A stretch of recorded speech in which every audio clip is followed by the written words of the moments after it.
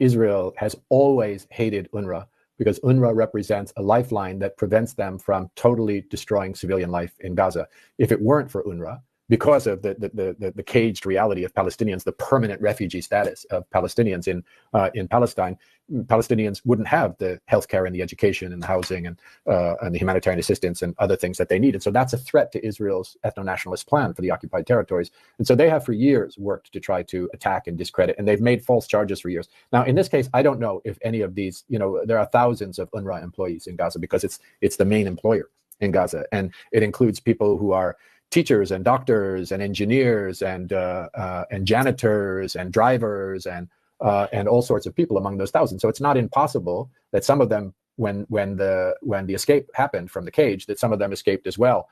And I saw today from the UN spokesperson that they actually fired these people. But the way they described it is like firing them and they're investigating. Well, it seems to me you would investigate and then fire them.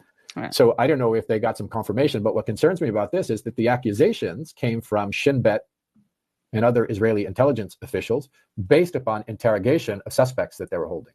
In other words, people who were tortured said that these UNRWA people were also participating in October 7th. So it's possible, but I am not going to be convinced until I see an independent investigation into this question because of the source, because of previous false accusations. And even if some of them did, that's not an indictment of UNRWA.